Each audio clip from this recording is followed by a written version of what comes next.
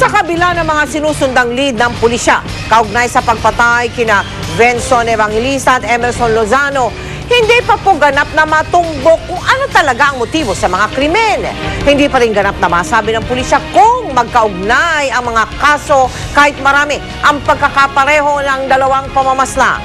Nakatutok si Chino Gaston.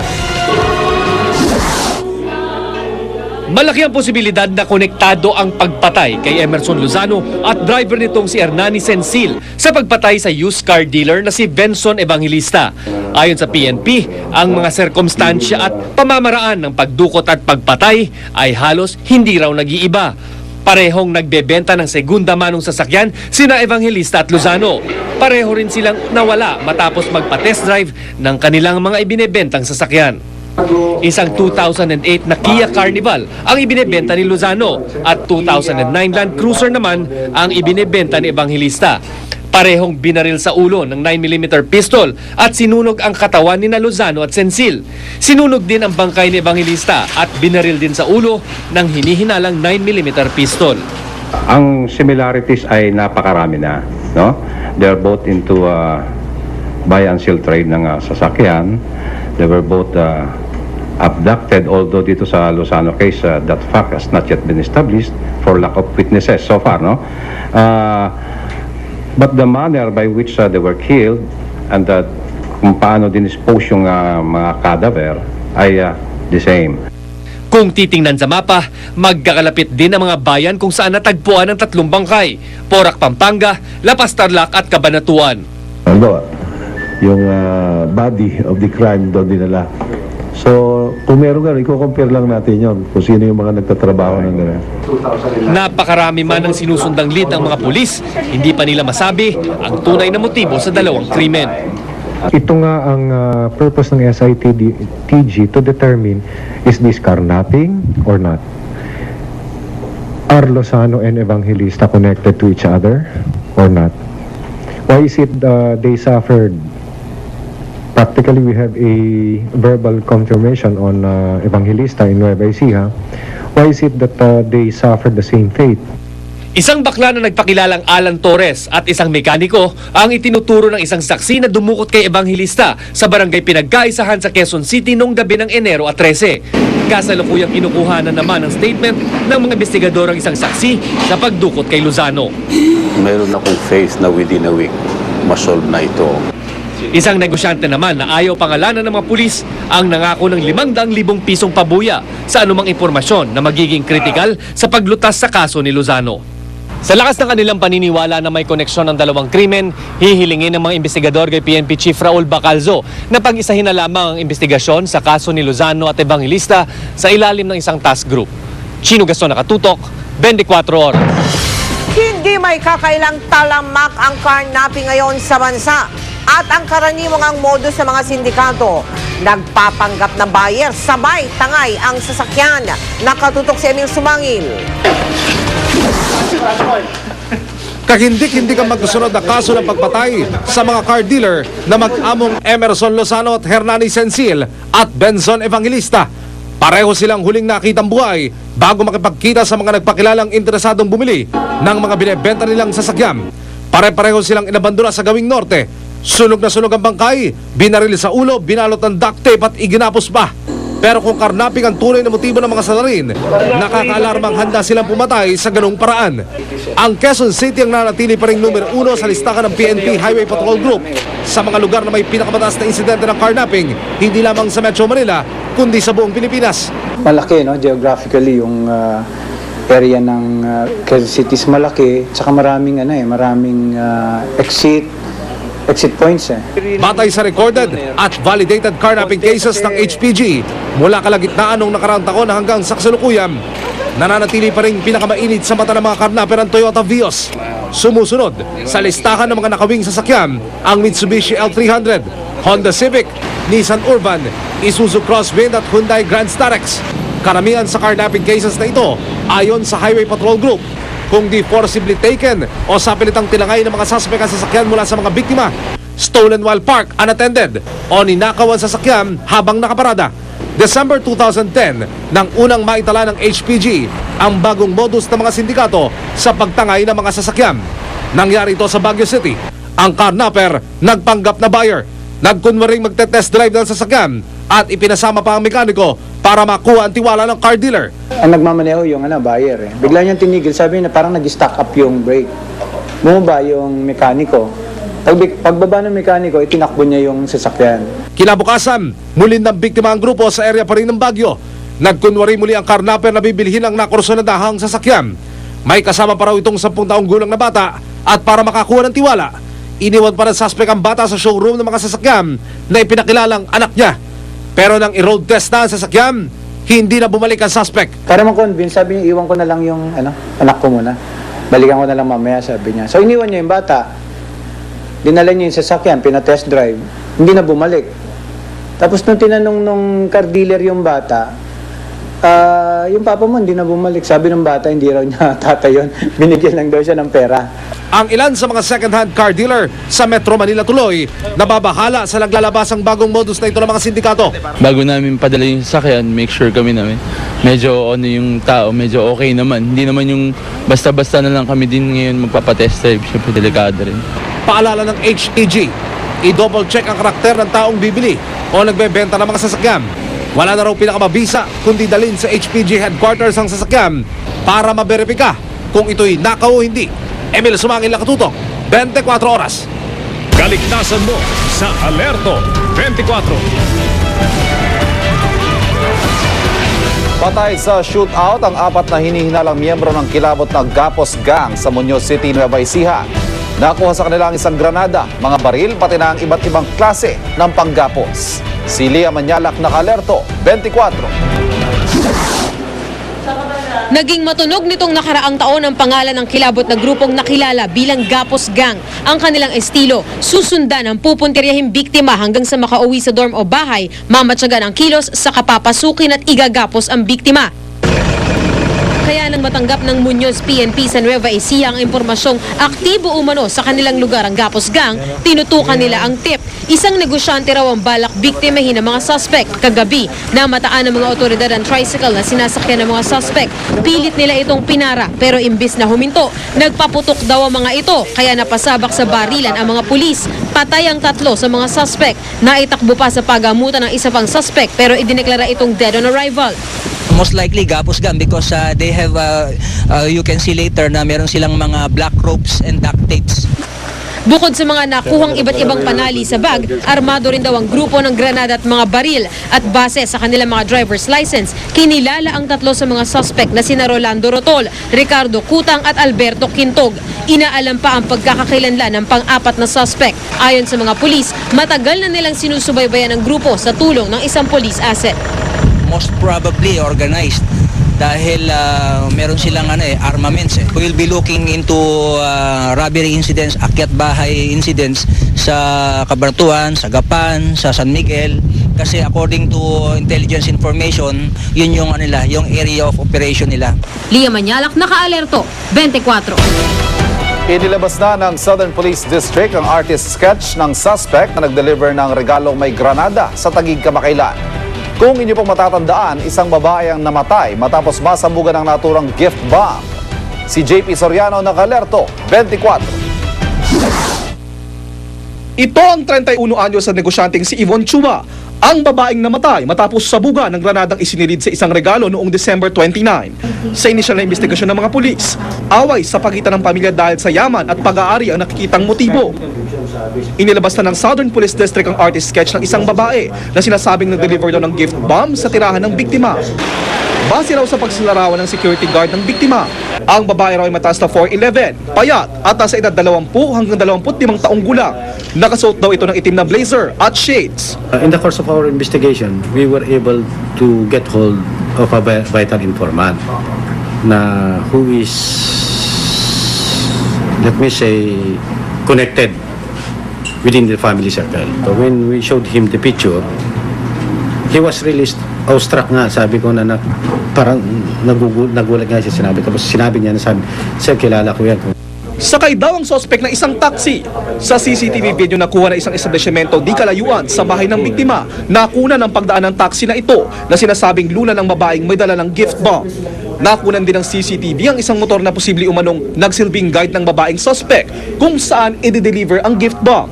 Target ngayon ng pulisyang matunton ang driver ng taxi ito. Kung sino po yung taxi driver na nakakaalala at maaari pong tumulog dito sa himpilan po namin dito sa Southern Police District para matulungan po natin ang investigador para mapalakas po yung ebidensya namin. Ilan sa mga inuturing na suspect ang ilang kamag-anak ng biktima. Napag-alaman daw kasi ng SPD na maraming pag-aari ang pamilya ni Yvonne sa real estate at stocks sa iba't ibang lugar gaya sa Forbes Park, Ongpin at iba pang prime lots sa Metro Manila. Nakipag-usap na naman daw ang kaanak ni Yvonne sa pulisya at may mga iba pang anggulo at detalye silang nadiskubre na di pa nila pwede sabihin sa ngayon. JP Soriano, Nakatutok, 24 Oras. Sa ibang balita, sinampulan at pinasara ng BIR ang 6 na raang tindahan sa Divisoria na hindi nagbabayad ng buwis at hindi rin daw rehistrado. Nakatutok si June Veneracion. Magkakasunod na pinasok ng mga taga-BIR at PNP ang 5 shopping mall sa Divisoria, lungsod ng Maynila.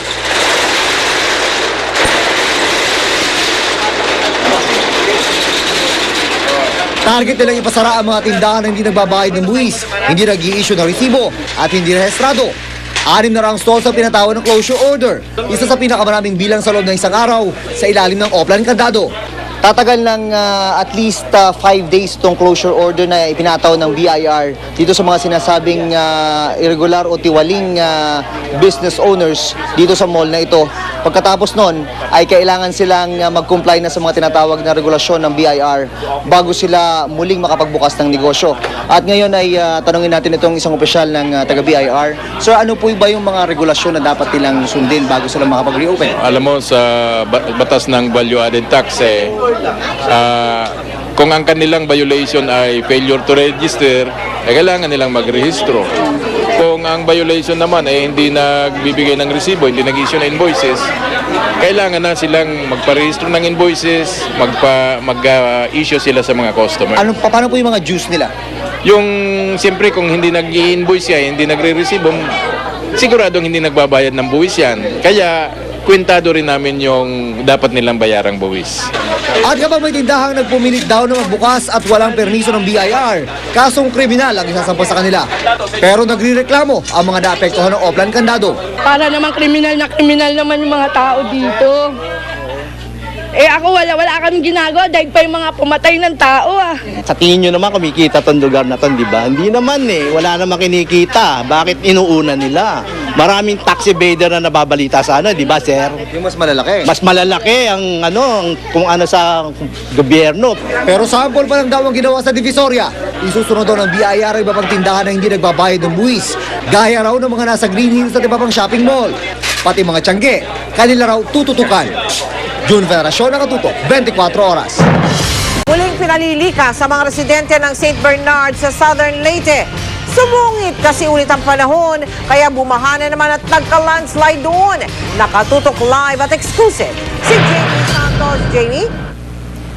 Mel, sa mga evacuation centers na naman mananatili ang ilang residente ng St. Bernard dito sa Southern Leyte matapos bumaha sa kanilang lugar dulot ng magdamag na pag-ulan. Nag-ikot agad ang mga pulis para palikasin ang mga residente ng Barangay Mayahay. Inisa-isa nila mga bahay dito, lalo na ang nasa tabing ilog. Nangangamba kasi sila sa peligrong dala ng mabilis na agos ng ilog at pagtaas ng tubig nito. I-force evacuation namin ngayon, kung ayaw nila mag-impake. Dahil sa hindi pagtigil ng ulan, umapaw ng tubig sa mga palaya ng Barangay Tambis 1. Kaya naman ang mga residente rito, kanya-kanya ng hakot ng kanilang gamit. Mga bus na rin ang sumusundo sa kanila para tumulong sa paglilikas. Yung ilog dito sa banda, saka yung sa baba doon sa may tulay, pumunta na dito sa barangay. Kaya nag-tipo na yung tubig. Karamihan ng residente rito payag namang lumikas muli at manatili sa mga evacuation center. Gusto na rin namin sumama kasi may mga anak ako, maliliit pa. Magsipti na kami sa buhay namin para hindi kami madala ng baha. Pero ang ilan walang balak lumikas. Yung mega dike po, kailangan. Paano kung may bahay kami, wala naman pangkabuhayan. May mga maliit ding pagguho ng lupa sa tabing bundok ng Barangay Carnaga. Natabunan tuloy ang ilang palayan. Ang kalsadang ito nga sa Barangay Hindagan nasira na rin. Abot tuhod nga ang lalim ng naging bitak nito. Bumigay na raw kasi ang lupang nasa ilalim ng tulay. Hirap tuloy ang mga motoristang makatawid dito. Nagtulong-tulong na lang ang mga residente rito sa pag-alalay sa mga motoristang dumaraan. Mel, ayon kay St. Bernard Mayor Rico Rentusa, hindi pa muna nila pahihintulutang makauwi sa kanilang mga bahay ang mga residente rito hanggang hindi tuluyang bumubuti ang lagay ng panahon. Mel? Maraming salamat sa iyo, Jamie Santo. El Nino noong 2010, La Nina naman ngayong taon. At ang dala po niyan, mga pag-ulan kahit wala sa panahon. Kaya ang Pag-asa, nagbabala sa matinding pagbaha at pagguho ng lupa. Nakatutok si Steve Dailisa. 10 barangay sa bayan ng Sultan Kudarat, Maguindanao ang lubog sa tubig baha. Sa Nuling Elementary School, nagmistulang isla mga silid-aralan kaya agad pinauwi ang mga mag-aaral. Baha na? So anong sabi ni teacher? Anong sabi ng teacher niyo? Binahari ng tanggapan ng DepEd at Nuling National High School pero may mga estudyante namang pursigido pa rin pumasok. Tinyagari ng mga nagtatrabaho ang sitwasyon. May mga sumakay sa padjak, meron ding sumampa sa malalaking truck, makapasok lang sa trabaho. Pero pagsapit sa National Highway na nag-uugnay sa Cotabato Davao Road, buhol-buhol na daloy ng trapiko ang kinailangang sagupain. Mabilis ding umakyat ang tubig sa Darong Santa Cruz, Davao del Sur matapos ang pag-uulan kagabi. Inabutan pa ng GMA News Davao si Inday Iligan at tuliro sa paghahanap sa kanyang 2 anak sa evacuation center.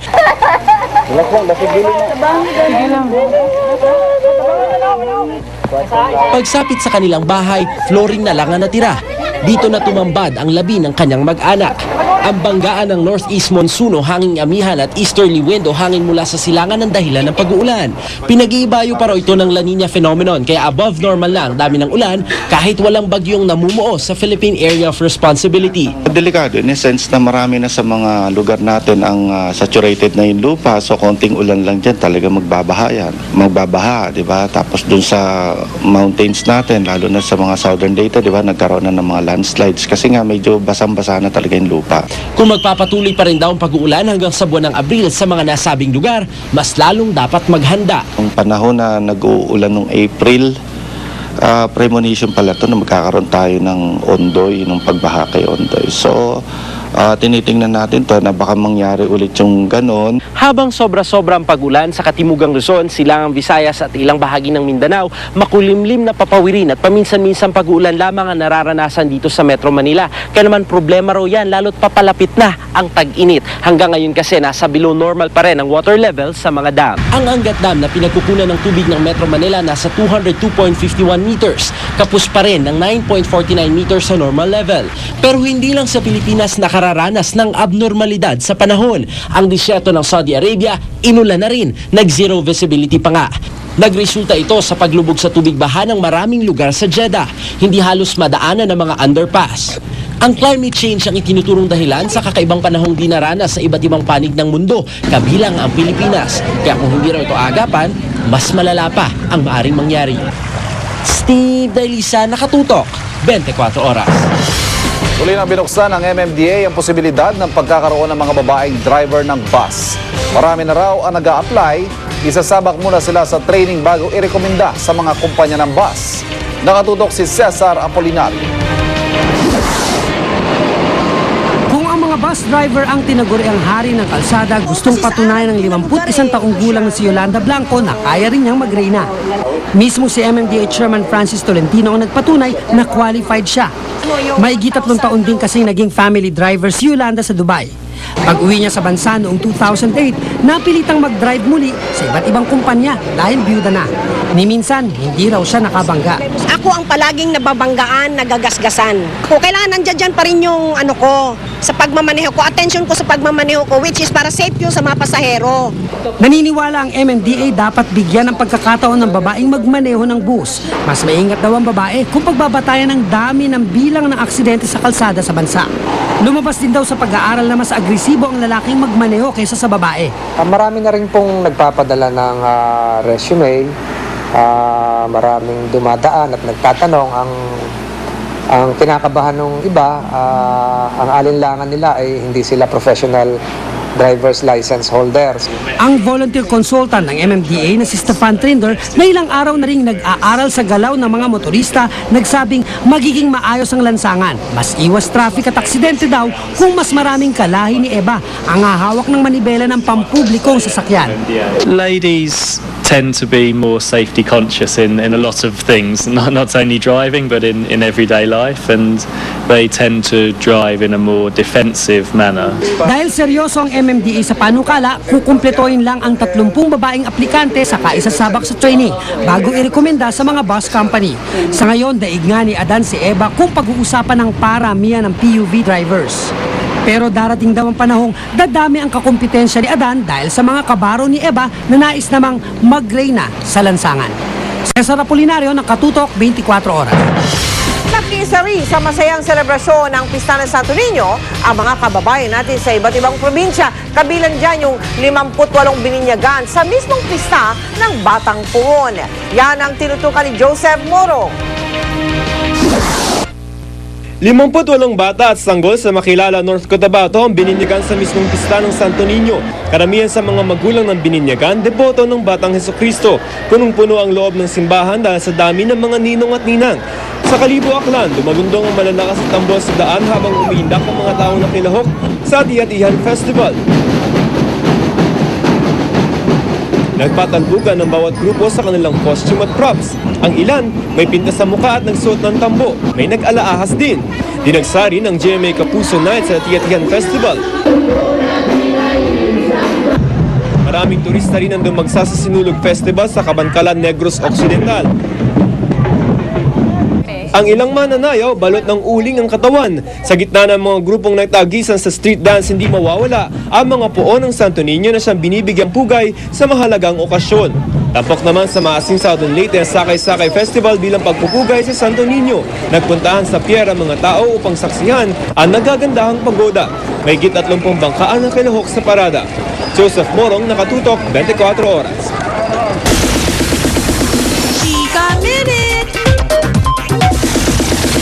Kamusta kayo mga kapuso? I'm sure may excite kayo sa mga baon kong chika today.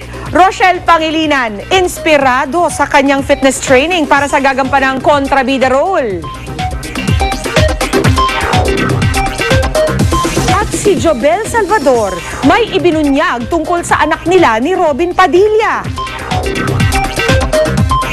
Abangan yan at iba mga chika maya-maya lang. Salamat, Pia. Humarap na sa pulisya ang suspect sa pagdukot sa isang bata nitong bago magpasko. Hindi raw niya kinidnap ang bata. Pero ang ina ng biktima, hindi kumbinsido. Nakatutok si Micaela Papa. Exclusive. Nabahala raw si Gina Maynicart nang mapanood sa 24 Oras noong January 3 ang balita tungkol sa kanya. Sa ulat kong yon, si Nicart ang itinuro ng kanyang kaibigan na dumukot sa anak niyang si Peter, di tunay na pangalan. Pero ibang sinasabi ni Nicart. Nasa Divisoria raw silang magkaibigan noong December 23 nang mawala raw ang 3 taong gulang na bata. Bago po kami naghiwalay nung mother, sabi ko po sa kanya na magpa-photocopy siya ng mga picture ng bata, tapos yung i-ano yung number niya doon, tapos sabi ko kung magpamedya ka. Pero hindi raw totoo na pinagtataguan niya ang pamilya ni Peter. December 24, nagbakasyon daw siya sa Marinduque kasama ang ilang kaibigan. Sa Marinduque po kasi, hindi po doon yung lagi may signal. Mula na makabalik noong January 5, kaliwat kanan na raw ang katok ni Nicart sa mga presinto upang magpaliwanag. Naiugnay daw siya sa tanggapan ng DSWD Manila District 2 nitong January 14 lamang. Mula na makabalik sa Maynila, hindi pa raw nakakausap ni Nicart ang amain. Pinabulaanan nito ang paratang na humingi ang kanyang amain ng pera sa ina ni Peter. Sabi daw po nung mother, baka daw po hindi ako nakakabalik kasi wala daw po akong pamasahe pa uwi. So sila po yung nag-offer ng pera. Natagpuan si Peter noong January 3 sa tulong ng DSWD.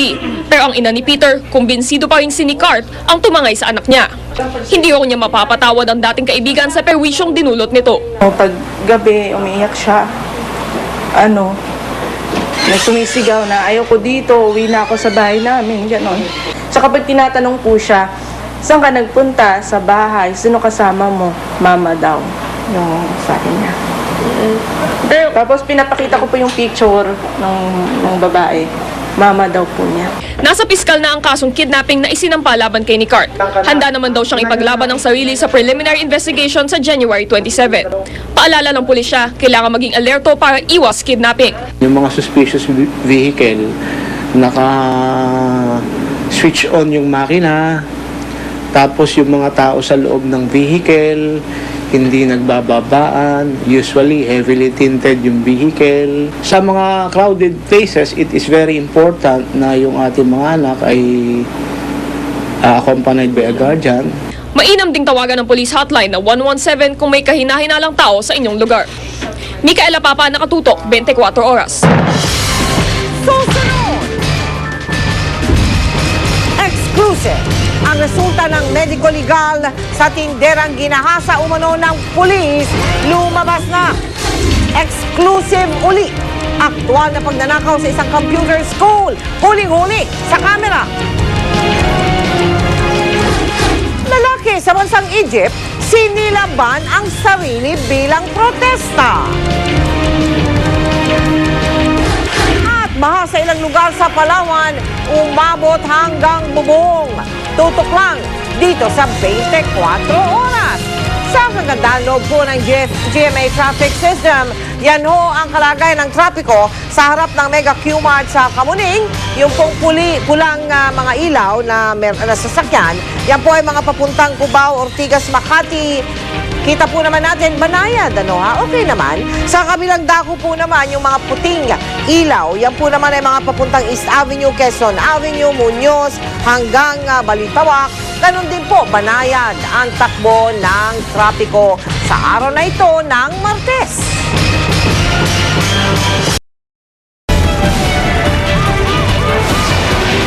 Dalawang tauhan ng isang money changer na kagagaling lang sa bangko ang tinangkang hold-upin sa Maynila.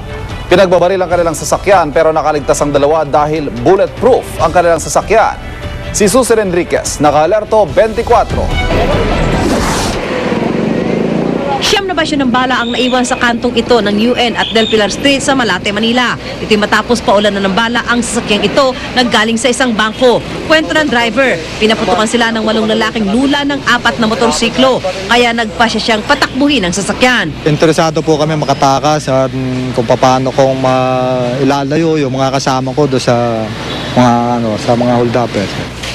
Laki pasalamat ng messenger na si Romy Aceveda dahil bulletproof ang dala nilang sasakyan. Kung nagkataon daw, malamang na hindi sila nakaligtas. Basyo ng M16 at 9mm pistol ang nakita sa lugar na pinangyarihan ng insidente.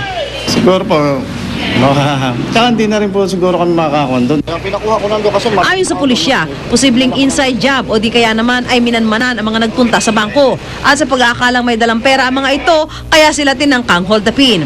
going to their office na, stop yan, naghinto dito. Pabalik na. Stop yung kanto na yan, huminto dito yung safari. Nakita na lang ng driver na pinagbabaril sila. Wala namang nasaktan sa insidente. Sa ngayon, patuloy pa ang investigasyon ng MPD kung inside job ba ang insidente.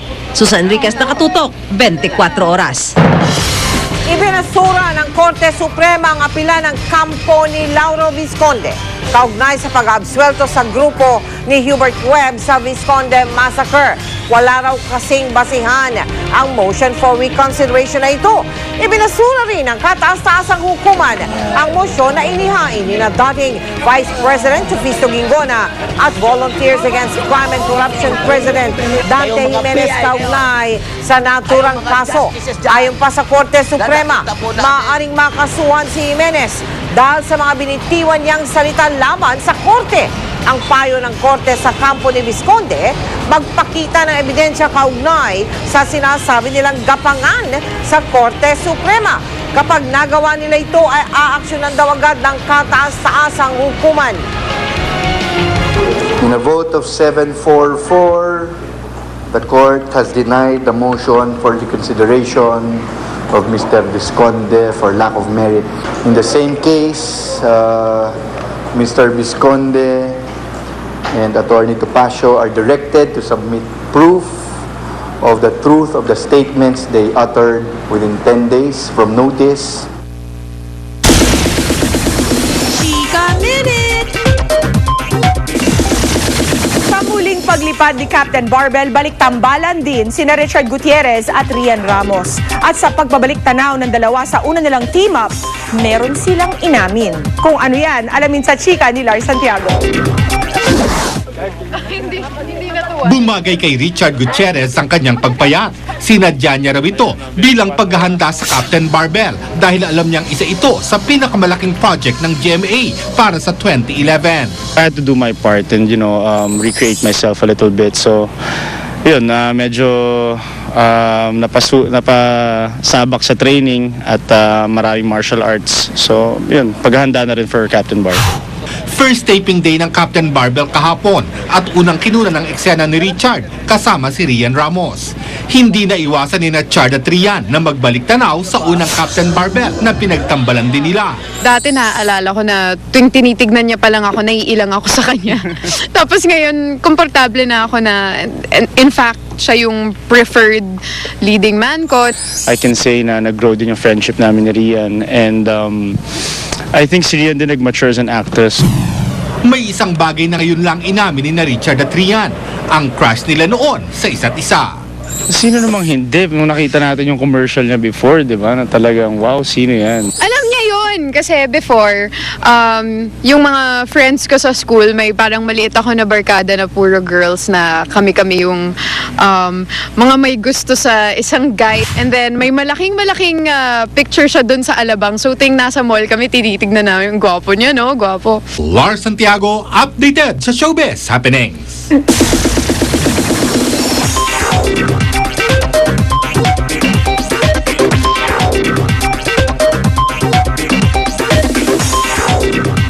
Pagbabalik ng Chika Minute, Rochelle Pangilinan, inspirado raw sa kanyang lalong pagpapaseksi. Bakit kaya? Yan mamaya. Susunod! Lalaki sa Egypt, sinilaban ang sarili bilang protesta.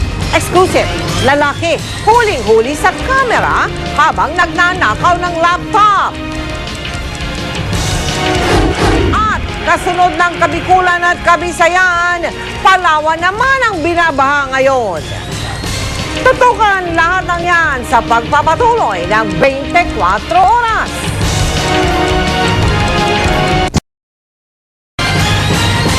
Babala mo na mga kapuso, lalo na sa mga bata, huwag ninyong gagayahin ang ginawa ng isang lalaki sa Egypt.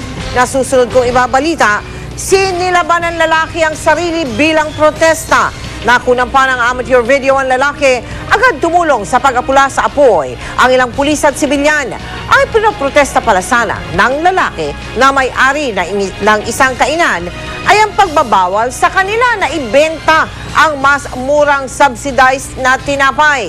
Pero hindi siya pinapasok sa parlamento. Kaya ang ginawa niya, yun, sinilaban ang sarili. Buhay ang lalaki pero nasunog ang ilang bahagi ng kanyang katawan. Kaligtasan mo sa Alerto 24. Lumabas na ang resulta ng pagsusuri sa babaeng ginahasa umano ng isang pulis sa loob mismo ng MPD headquarters. At base po sa resulta, walang tiyak na indikasyon na may nangyaring sapilitang pagtatalik. Si John Consulta ng Alerto 24 Exclusive. Pinaghahandaan na ng Public Attorney's Office ang kaso laban sa pulis na gumahasa umano sa tenderang si Vanessa. Nakausap din ng PAW si Vanessa sa telepono sa harap ng kanyang asawang si Joseph. Sinabi ni Vanessa na nakakaranas siya ng mayat-mayang pangamba at hirap sa pagtulog pagsapit ng gabi. Bumabalik-balik ba sa isip mo yung pangyayari? Saka po ata po. Parang gumagabag sa isipan ko. Hindi ko po alam kung bakit po. Ayon sa PAW forensic expert na si Dr. Erwin Erfe, senyalis daw ito ng trauma na iniinda pa rin ng biktima. Kaya mahalaga raw na makipagkita sa isang psychotherapist si Vanessa. Kinakailangan na meron kang makausap na isang psychologist upang ikaw ay mag-guide kung paano mo haharapin yung trauma, yung psychological trauma na naranasan mo o nararanasan mo ngayon. Sa medical legal report naman ng Camp Crame, matapos ang eksaminasyon sa maselang bahagi ni Vanessa, nakalagay na non-specific ang findings. Ang basa ng PAW, walang nakitang tiyak na indikasyong nagkaroon ng pagtatalik. Aminado si Vanessa at kanyang asawa na si Joseph na di nila maiwasang mangamba. Baka gamitin daw ito ni PO3 Bautista para ipabasura ang reklamong isinampa laban sa kanya. Pagdating na sa husgado, disqualified lang yung ano namin. Siyempre, yung taong inakusa namin makalaya, iyon ang iniisip namin. Babalik na babalik din sa dati niyang gawain. Nangyari talaga. Dahil ako mismo, nakita ko mismo yung pagdating ko at pagbukas ni PO3 Antonio Bautista sa pintuan, nakita ko yung asawa ko nagsisaper pa ng pantalon. Pero ang sabi ni Pau Chief Persida Acosta, hindi kailangan maging positibo ang findings ng medico legal para sabing may panggagahasang ang naganap. Maaaring isa sa mga dahilan kung bakit walang nakitang bakas na pangahalay ay dahil sa paggamit ng kondom ng suspect nang gawin ng pang-aabuso. Kinumpirma naman ito sa telepono ni Vanessa habang kausap ang kanyang legal team. Mere touching the labia of the organ of the woman consummates the rape. So sinabi pa rin ng biktima na nag-condom. So paano naman makikita kung merong sperm sa organ ng babae? Naka-condom, kumbaga merong shield. Tiniyak ng PAW na gagawin nilang lahat para mapaghandaan ang preliminary investigation ng kaso sa darating na February 2. John Consulta, nakatutok, 24 oras. Chika Minute! Inspirado raw si sex bomb Rochelle Pangilinan sa lalo niyang pagpapaseksi bilang paghahanda sa pagiging kontrabida sa Amaya. Ang kanyang trainer ang napapabalitang boyfriend. Yan ang chika ni Nelson Canlas. Mula nang matanggap ni Rochelle Pangilinan ang magandang balita na siya ang napipisil maging kontrabida sa paparating na kapuso serye na Amaya, minabuti na raw niya na paghandaan ng role. Sa teaser pa lang ng Amaya, makikita kung gaano ka-sexy ang costume ni Marian Rivera. Malaki raw ang posibilidad na maging ganoon din ang costume niya. Bayat-bayat kasi ni Marian so kailangan kong sobrang sexy ng baklang yun at kaya wala no choice, kailangan ko talaga mag-effort. So talagang kumbaga kailangan mong pantayan? O... Hindi naman. Kahit ano na lang, medyo makahabol na lang. Sinamahan ng GMA News ang sex bomb star sa kanyang cardio training. Naglibot lang kami sa iba't ibang kalye sa Quezon City. At ang kanyang trainer, ang kanyang rumored boyfriend na si Arthur Solinap. Siguro motivation, nakikita niya sa akin na nag-lose ako ng malaking weight mula nung New Year. Yun, sabi niya, gusto ko ganyan din. So, sabi ko, sundin mo lahat ng diet ko at saka lahat ng ginagawa ko para ma-achieve mo yun. Halos 2 oras din ang aming pagja-jogging. Araw-araw daw itong gagawin ni Rochelle para makapagbawas pa ng kaunting timbang ang kanyang sexy na ang katawan. Makakadagdag din daw ito sa kanyang stamina.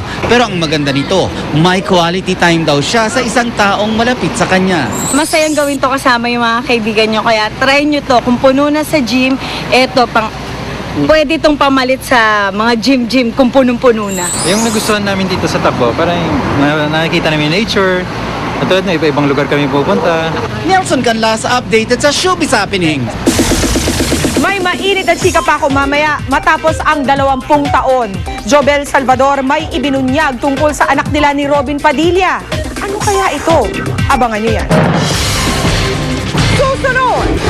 Mga pinakasariwang balita tungkol sa baha sa Palawan.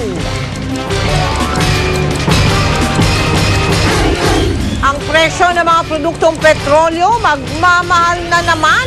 Alamin kung kailan at magkano.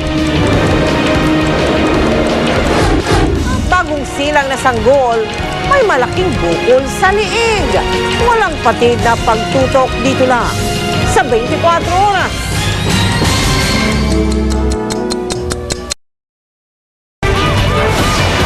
Tiniyak ng pulisya sa Olongapo na sasampahan ito ng kasong administratibo ang kabaro na inirereklamo ng panggagahasa sa anak ng dating kalib-in. Bukod pa po ito sa kasong kriminal na isinampa na laban sa kanya. Mula sa Olongapo, si Claire Delfin, naka-alerto 24 exclusive.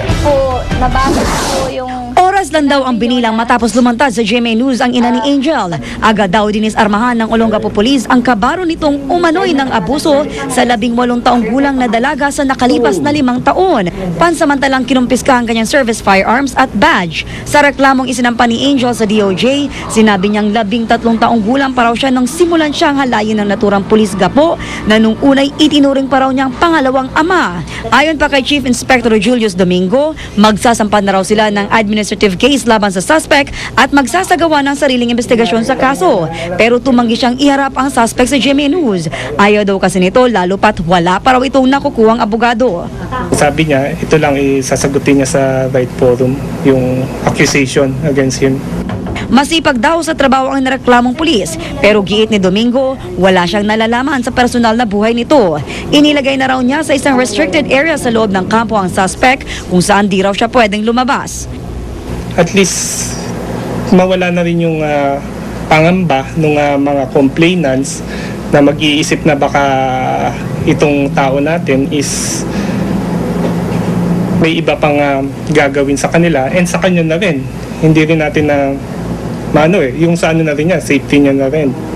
Sa pagtatanong ng GMA News sa Regional Police Office, napag-alamang epektibo kahapon tanggal na sa kasalukuyang assignment ang dating amain ni Angel. Inilipat na rin daw siya sa Regional Headquarters Service Group sa Pampanga. Pero ayon kay Domingo, di pa raw niya natanggap ang order na ito. Ang kampo naman ni Angel, sinasabing di raw sila panatag hanggat di nila nakikitang nakakulong ang suspect. Kasong rape alinsunod sa Republic Act No. 7610 o Anti-Child Abuse Law at paglabag sa RA 9262 o Anti-Violence Against Women and Children Law ang isinampa sa kanya sa DOJ. Itatakda pa lang ng DOJ ang preliminary investigation sa kaso. Claire Delfin, Nakatutok, 24 Oras. Tuloy ang pambabatiko sa pagkakatalaga kay Attorney Sixto Brillantes bilang COMELEC Chairman. Maging ilang commissioner ng COMELEC pala, meron ding agam-agam kay Brillantes. Nakatutok si Tina Panganiban Perez. Inikot ni COMELEC Chairman Sixto Brillantes sa unang pagkakataon ng ilang departamento ng komisyon sa pangalawang araw niya sa trabaho. Kauna-unahang unbank session din niya kanina pero 1 oras lang siyang nakadalo. May appointment daw kasi siya sa labas ng COMELEC. Pero naroon naman ang mga kasama niyang commissioner para tulungan siya kahit may ilan sa kanilang aminadong may agam-agam. I've been saying, Tina, na because of yung first time sa government, kumbaga, baka dito siya may pagkukulang, but I've been saying all along, we will help him, we will support. The appointment is the prerogative of the President. So, on our part, we have to accept that, we like it or not. Pero ang mga tutol sa appointment ni Brillantes, tila nahihirapan pa rin siyang tanggapin. Paano tayo makakatulog ng mahimbing kung alam natin yung electoral process ay hindi na sa magandang kamay? The public perception is he may be still closely associated with some of his clients. Gayunman, ayon kay Commissioner Gregorio Larrazabal, wala siyang naging ganung karanasan kay Brillantes sa loob ng 1.5 taong commissioner siya sa COMELEC. I knew Chairman Brillantes before I got in COMELEC, but during my whole stint in COMELEC, he never, not once, did he come to my office or approach me to ask for help. Sinabi pa ni Brillantes na hindi rin daw siya nakiusap sa kahit sinong politiko para gapangin ang appointment niya sa COMELEC. Sinabihan na rin daw niya mga politikong dati niyang kliyente na dumistansya na. Hindi pwede dapat masamain yung aking previous clients. Now, you are at a disadvantage by the fact that you are my former clients. Kasi ngayon, pag nagkaroon kayo ng kaso o problema dyan, ako magdadalawang isip na tulungan kayo because nakatutok sa akin ang taong bayan eh. Sa kasalukuyan, may 23 kaso pa ang dating law office ni Brillantes na pending sa COMELEC. Pero pagtitiyak niya, hindi siya makikialam sa mga kasong hinawakan niya noon kapag dininig ang mga ito sa COMELEC. Pati nga raw dati niyang law office, pinakiusapan na niyang bitawan ang mga kasong ito. Definitely, I will be inhibiting in the cases which are pending right now before this commission. Ako naman nag-withdraw na sa partnership.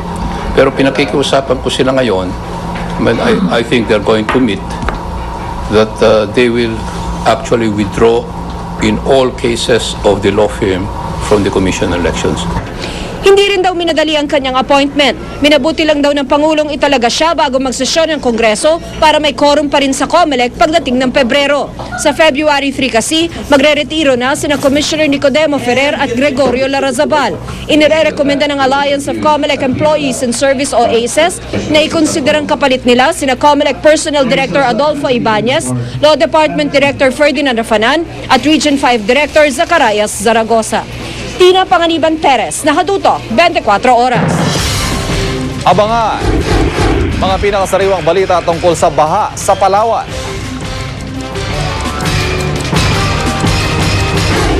Presyo ng mga produktong petrolyo magmamahal na naman. Alamin kung kailan at magkano. At bagong silang na sanggol, may malaking bukol sa leeg. Walang patid na pagtutok dito sa 24 oras.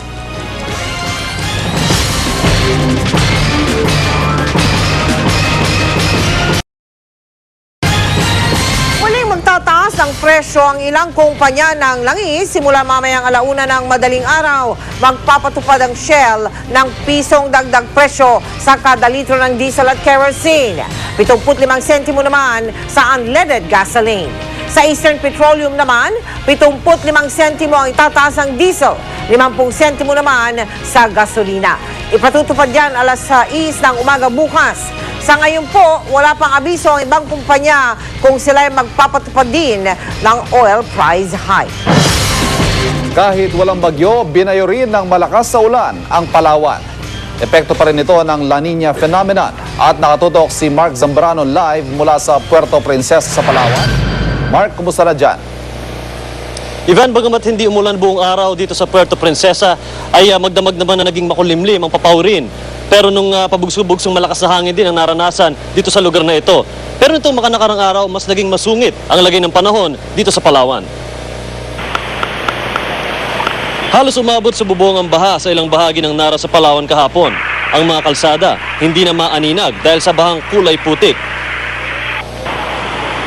Ang ilang puno, tuktok na lang ang makikita. Gabi pa lang nitong linggo, pa isa-isang pamilya na ang lumikas, hanggang sa umabot sa mahigit 360 pamilya. Pati mga alagang hayop, pilit sinagip sa baha. 2 araw na halos walang humpay na umulan sa Palawan. Ayon sa Pag-asa, galing ang ulan sa pagsasanib ng malamig at mainit na hangin. Bagay na ayon sa Pag-asa ay hindi pa karaniwang nangyayari sa Palawan sa bahaging ito ng taon. Kung wala raw kasing La Nina, dapat ay tuyo ngayon sa Palawan. Kung may pag-ulan man, mahina lang at hindi kayang magdulot ng ganito katinding baha. Ayon sa Provincial Disaster Risk Reduction and Management Office ng Palawan, unti-unti nang humuhupa ang baha sa Nara ngayong araw. Ivan, dahil sa bahagyang bumuti ang lagay ng panahon dito, ay nadadaanan na raw ang ibang mga kalye noong mga nakaraang araw ay umabot hanggang dibdib ang tubig baha. Nakabalik na rin sa kanilang mga bahay unti-unti ang mga pamilyang lumikas. Ivan? Maraming salamat, Mark Zambrano. Si Mel Tiangco, ang inyong kapusong totoo. Hangad ng bawat inang nagdadalang tao ang makapagluwal ng malusog na sanggol. Wastong pagkain at tamang pag-iingat, lahat yan gagawin niya. Ngunit minsan, sa kabila ng lahat ng pag-iingat, nagaganap pa rin ang hindi inaasahan. Yan po ang pinaghihinagpis ng inang si Arlene nang isilang ang anak na si Dennis na may taglay na cystic hygroma. Sa unang tingin, aakalain mong walang pasaning dinadala ang isang buwang sanggol na si Dennis. Ngunit sa iyong paglapit sa kanya, makikita ang isang bukol sa kanyang liig. Ayon sa inang si Arlene, napagpasyahan na isailalim siya sa cesarean section nang mapansing natatagalan ang pagbaba ng bata. Doon lamang nalaman na ang bukol sa kanang leeg ni Dennis pala ang naging hadlang. Nagpa-ultrasound po ako, tapos hindi naman nila nakita. Bilang construction worker, sapat lamang ang kinikita ng ama ni Dennis sa pang-araw-araw na pagkain. Umapit ako sa GMA Kapuso para matulungan yung anak ko. Tinugunan naman ng GMA Kapuso Foundation ang pagdulog ng Pamilya Vista. Agad natin pinasuri ang bukol ni Dennis. Yung kanyang tumor na cystic hygroma ay malaki na at tumubo ng malaki sa loob ng sinapupunan. Kaya paglabas ng bata, meron na. Benign o hindi naman cancerous ang nakitang bukol. Ngunit may panganib pa rin hati dito. Patuloy na lalaki at papasok kung manonood kung saan pwedeng manood na spasyo. Pwedeng pumasok sa kahit na anong butas ng katawan. So ang pinakamalapit na butas sa kanyang leeg ay yung papunta sa dibdib. Isang agarang operasyon ng Lunas upang tuluyang matanggal ang nagpapahirap sa ating munting anghel. Sino po ang may gintuang puso po na humihingi po ako sa kanila ng tulong na para maoperahan po yung anak ko. Kasi wala po kami, hindi po namin kaya yun. Sana po'y matulungan natin bigyan ng magandang simula ang buhay ni Dennis. Maraming salamat kay Dr. Dexter Aison ng Philippine Children's Medical Center sa sama-sama nating tulong. May sasagawa agad ang kinakailangang operasyon kay Dennis. Maaari po kayo magsadya sa aming tanggapan o magdeposito ng donation sa bangko o mag-log on sa www.kapusofoundation.com. Abangan! Jobel Salvador ibinunyag na hindi si Robin Padilla ang totoong ama ng anak niya. Ang detalye susunod na sa 24 oras. 24. Huling-huli sa CCTV ang pambibiktima ng salisigang sa isang computer school sa loob ng isang mall sa Quezon City. Ang mga suspect gumawa ng eksena para madaling matangay ang isang laptop computer. Si JP Soriano, naka-alerto 24 exclusive. Abala ang mga tauhan ng isang computer school na ito sa isang mall sa Quezon City nang makuna ng kanilang CCTV camera pasado alas 3 nitong Sabado. Makikitang pumasok ang isang lalaking dumire-diretso sa loob na tila may hinahanap. Kasunod niya, pumasok ang isa pang lalaki na umano'y kasabwat. Kinausap ang mga staff ng computer school. Habang abala ang staff sa pakikipag-usap sa kanya, nagkatiempo ang unang lalaki at pumasok sa isang kwarto at hinalughog ang isang bag. Maya-maya pa, naispatan na niya ang laptop sa ilalim ng desk. Humanap ng tiempo, napatingin pa sa camera.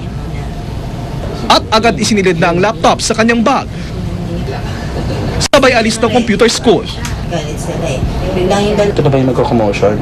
Ang lalaking sinasabing kasabwat ng suspect, tinawag ang dalawa pang kasamahan at sa harap ng staff, nagtalo-talo pa. Ay, nag-aaway na yan. Pag-alis ng grupo, doon na nakabalik ang staff sa kanyang desk at nakitang wala na ang kanyang laptop kaya hinabol niya ito matapos makita sa CCTV. Paniwala ng staff, sinadya daw ng tatlong gumawa ng eksena para di mapansin agad ang nangyaring pagnanakaw. Nag-argue na sila, syempre busy na sa labas. Yung tao nila dito sa loob, doon na nag-attack na kuhanin yung Ayon sa QCPD, ang modus ng salisigang na ito ay gumamit ng kasabwat na kukuha ng atensyon ng mga tauhan ng isang establishmento para magawa ang kanilang pananalisip. Kaya dapat daw. Kung iwan niya man, tumawag siya ng kasama niya para magbantay. Para hindi nangyari. Siguro nalito sila. Pare-pares na may nagtatanong siguro sa kanila kaya yun na distraction na. Sa mga makakakilala naman sa lalaking ito na nanalisi at kumuha ng laptop, maaaring ipagbigay alam sa QCPD sa teleponong 332-9964. JP Soriano, nakatuto, 24 oras.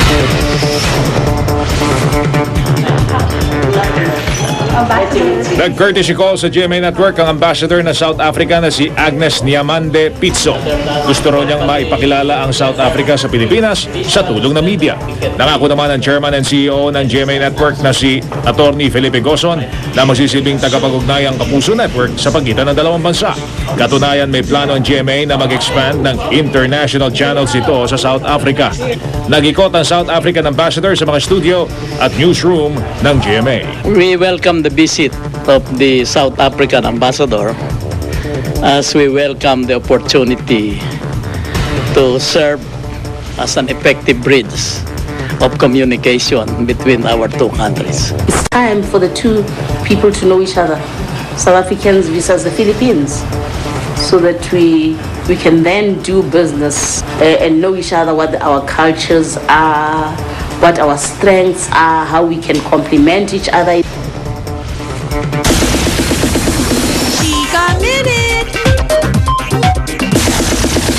Star-studded ang birthday celebration ng Kapuso host na si Tim Yap. Sulyapan ang mga artista at personalidad na dumalo sa party sa pagtutok ni Trisha Zafra. Glamoroso at maningning ang birthday bash ng eventologist at Kapuso host na si Tim Yap sa isang bar sa Pasay City kagabi. Hindi syempre nawala ang malalapit na kaibigan at katrabaho sa showbiz. I can't wish for you anything anymore because you have everything already. So all I just want to wish is that you have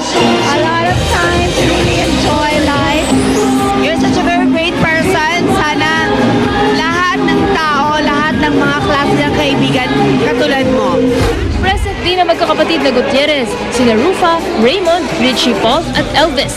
I know this year is going to be just as successful as last year. Your positivity is contagious. Hindi nakapunta si Richard dahil sa taping ng pinagbibidahang Captain Barbell. Hindi tuloy niya napanood ang hot and sexy song number ng nalilink sa kanyang Survivor castaway Solen Yusaf. Kabado nga raw si Solen pero naibsan raw ito ng encouraging words ni Richard. You know, I'm gonna say today, good luck, Solen, because I was so nervous kanina. Nakiparty rin ang Miss Universe beauties na sina Margie Moran at Miriam Kiambao. Mala beauty queen din ang ganda ng stylist na si Liz Uy sa party. Pero bago pa matanong tungkol kay Pangulong Noynoy at kung newfound love ba ang dahilan ng pagiging blooming ngayon. Kay Tim lang ako lang. Tim, happy birthday, I love you. And you know, isang tawag mo lang sa akin, nandiyan na ako. Humataw din sa song number ang Birthday Boy na hindi raw affected ng pagbabago ng kanyang zodiac sign at may fearless forecast pa na magiging mas blessed ang taong ito para sa kanya. Hindi dahil nagpalit yan, ibang tao ka na. Ikaw pa rin ikaw. Alam mo yon, hindi magbabago. Kahit pa maging 15, 16, 17 ang mga zodiac signs. This year will be a stellar year that is full of heart. Kapuso di ba? Trisha Zafra, nakatutok, 24 oras. Matapos ang mahigit 20 years, may ibinunyag ang 80s baguette star na si Jobel Salvador. Hindi raw totoong si Robin Padilla ang ama ng kanyang panganay. Makichika kay Lar Santiago. When the guy, sinabi ko sa kanya, masaya si Jobel Salvador na kahit 12 taon siyang nawala sa showbiz, binigyan siya ng pagkakataong makabalik ng GMA sa pag-arte. Katatapos lang niya ng Grazilda at ngayon ay kasama siya sa afternoon telefantasyang Alakdana kung saan may malaki siyang papel. Contrabida, married to Matt Mendoza, na ako ang, I'm the reason why there's Alakdana. Kasi ako ang may possession nung ginintuang Scorpio, no Alakdan. Sa pagbabalik ni Jobel, nabuhay ang issue tungkol sa pagkakaroon niya ng anak kay Robin Padilla. Noong dekada 90, nang ipanganak ni Jobel ang kanyang panganay, inamin nila ni Robin na anak nila ito. Pero ngayon, nilinaw na ni Jobel na hindi talaga ito anak ni Binoy at inakulang ito ng aktor na noon ay boyfriend niya. Ibang lalaki raw ang ama ng bata. The guy was my ex na medyo bumalik and nakabuo, but he denied. Masakit, ayoko nang balikan, but I'm just thankful, na may isang Robin Padilla nga na hindi naman ako pinabayaan during that time. Wala naman daw naging problema ng ipagtapat ni Jobel ang lahat sa anak niya ngayon ay 21 years old na at namumuhay sa Amerika. Natawa lang na syempre andun pa rin yung respeto din naman niya dun sa tao. Hindi ko tinanggal sa kanya yon kasi alam niya yung istorya, yung buong istorya, hindi lang kay Robin, pati yung doon sa niya, di ba? So, nirirespeto niya lahat. Hindi pa raw nakikita sina Jobel at Robin, pero punong-puno raw ng pasasalamat sa kanyang puso para sa ginawang pagsagip ni Robin sa kanya sa kahihiyan. Lars Santiago, updated sa Showbiz Happening. Kinukuha pa po ng GMA News ang pahayag ni Robin tungkol sa sinabi ni Jobel. Nang makausap namin kanina ang manager ni Robin na si Betchay Vidanes, sinabi niyang uusisain niyang aktor tungkol dito. At yan po ang mga hottest chika for today. Kita-kita tayo bukas. Ako po si Pia Guanyo. Mel? Katatanggap lang po namin ng balitang ito. Nagkaroon po ng aksidente sa escalator ng MRT Ayala Station. Sa pangunang report ng Makati Police, bigla daw huminto ang pababang escalator. Kaya natumba pababa ang mga sakay nito. Dalawa ang nagtamo ng malalang sugat samantalang dinala sila sa Makati Medical Center. 8 iba pa ang may minor injury. At yan po mga balitang aming tinutukan. Sa nakalipas sa 24 oras, maraming salamat sa inyong pagtitiwala. Sa ngalan ni Mike Enriquez, Ivan Mayrina at Pia Guanyo, mula sa tahanan ng katotohanan. Ako po si Mel Tiangco. Itong GMA, walang kinikilingan, walang pinoprotektahan, walang kasinungalingan, walang bahid politika. Serbisyong totoo lamang. At dahil hindi natutulog ang balita, nakatuto kami 24 oras.